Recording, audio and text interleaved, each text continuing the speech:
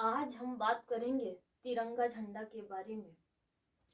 किसी भी देश के झंडे के बारे में बात करते हैं तो वो किसी भी स्वतंत्रता एवं संप्रभुता को दर्शाता है, यानी इंडिपेंडेंस। हम लोग जानते हैं कि हम लोगों के झंडे 3 कलर यानी ट्राई कलर से बना हुआ है। भारत के प्रथम देश के नागरिक होने के नाते ये बात आपको पता होनी चाहिए कि भारत के प्रथम प्रधानमंत्री पंडित जवाहरलाल नेहरू जी ने ये कहा था कि झंडा सिर्फ मेरी स्वतंत्रता नहीं है बल्कि इस देशवासियों की स्वतंत्रता का भी प्रतीक है। तो हम लोगों का झंडा जो है वो 3 कलर का है। ये 3 कलर सबसे ऊपर जो है वो केसरिया रंग है। केसरिया रंग ये बताता है बलिदान एवं साहस का प्रतीक, शक्ति का प्रतीक को दर्शाता है ये केसरिया रंग। सफेद रंग जो है वो सत्य एवं शांति को बताता है। ये ग्रीन कलर जो है वो ये बताता है कि वृद्धि हुआ, उर्वरता और पवित्रता की भूमि को बताता है ये हरियाली। और ये बीच में जो चक्र है इसे अशोक स्तंभ से लिया गया है। ये अशोक स्तंभ सारनाथ उत्तर प्रदेश में है, वहां से ये अशोक स्तंभ का शीर्ष भाग लिया गया है। ये गहरा नीला रंग का है, इसमें 24 तिलियां हैं। 24 तिलियां होने का मतलब ये है कि आप 24 घंटा देश के प्रति अग्रसर हैं या अथक हैं। 24 घंटा देश का विकास होते रहना चाहिए। इसका मतलब ये है इस झंडे का डिजाइन जो जिसने तैयार किया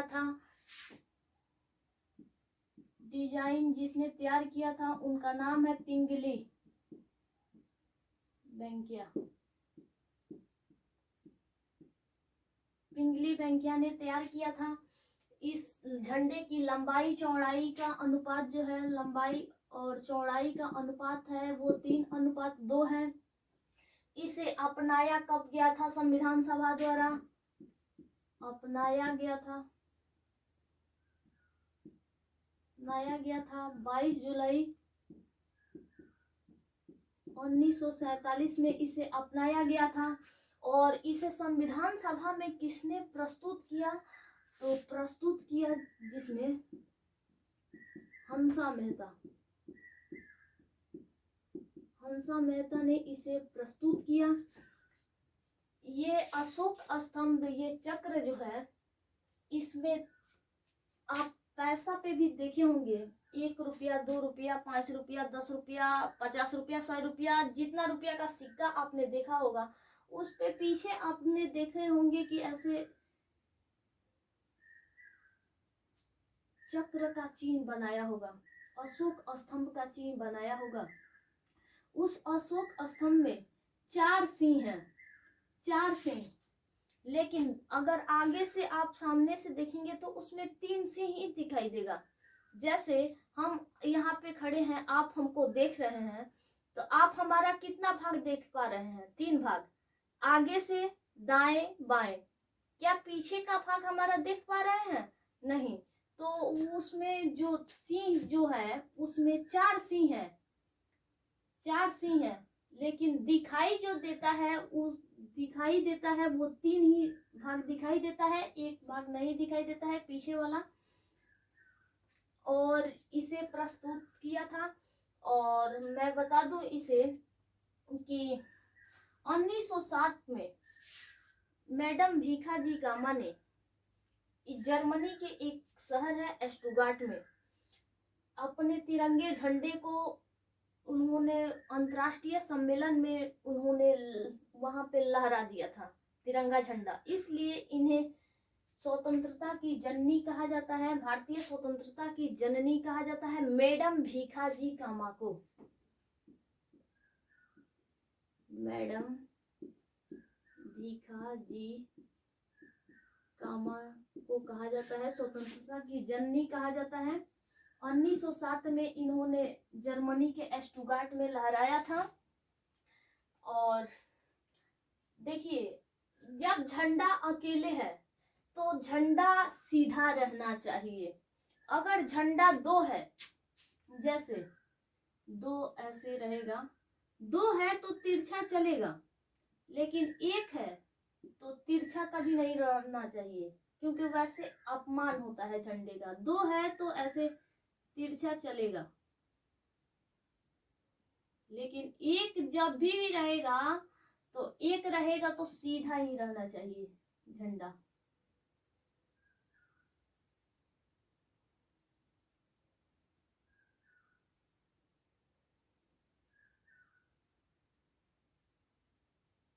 ठीक, और मैं बता दूं आपसे, ये हो गया। और इसे सबसे ऊंची चोटी माउंट एवरेस्ट पर इसे ले गया गया था, फहराया गया था 1958 में फहराया गया था। इसे अपने झंडे को अंतरिक्ष में भी ले गया गया था, ले गया गया है। राकेश शर्मा ने ले गए हैं। उनका भारत के अंतरिक्ष में जाने वाले प्रथम भारतीय पुरुष जो राकेश शर्मा है, उन्होंने इस झंडे को फहराया था। और अगर ये क्वेश्चन आपसे पूछे कि महिला में कौन अंतरिक्ष में जाने वाली प्रथम भारतीय महिला कौन है, तो कल्पना चावला है। और आपसे बता दूं, ये चीज हो गया। और झंडे को झुका दिया जाता है। झंडे को कब झुकाया जाता है, इसको झंडे को झुकाना, झंडे को कैसे झुकाया जाता है देखिए, हम बता रहे हैं।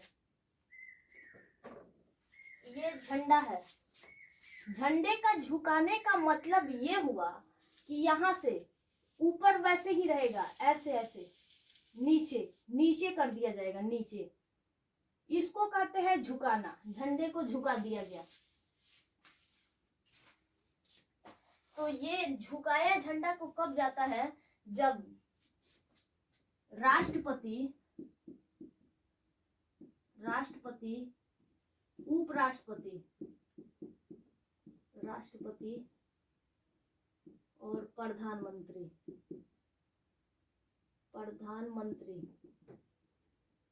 मंत्री की जब मृत्यु हो जाती है या निधन हो जाती है, तो 14 दिन के लिए झंडे को झुका दिया जाता है। लेकिन पूर्व राष्ट्रपति,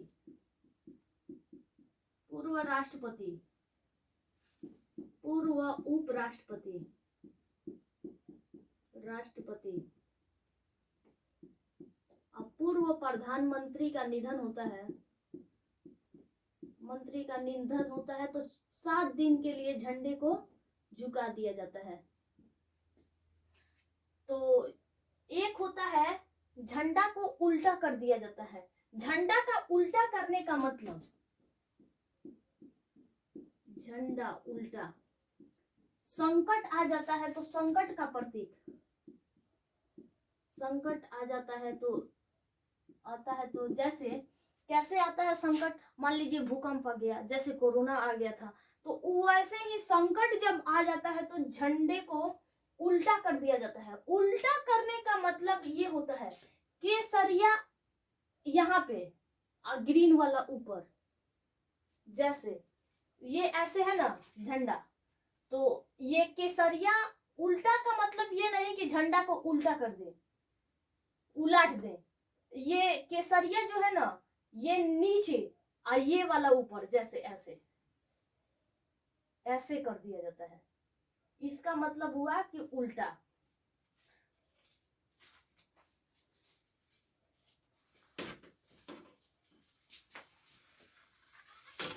अब हम बता दें आपको, हम लोग जानते हैं कि हम लोगों का जो राष्ट्रीय झंडा है, राष्ट्रीय झंडा गीत जो है, वो झंडा ऊंचा रहेगा है। और इसमें और छूट जो रहा है, क्या छूट रहा है,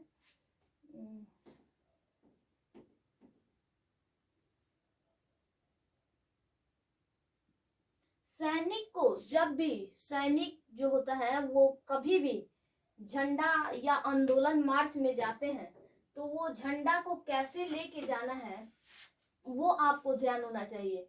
तो हमेशा झंडा को दाहिने तरफ हमेशा झंडा को दाहिने तरफ रख के ऐसे लेके जाया जाता है। ऐसे झंडा नीचे नहीं होना चाहिए, झंडा दाहिना तरफ होना चाहिए, झुकना नहीं चाहिए। तो वो होता है, झंडे को ले जाया जाता है।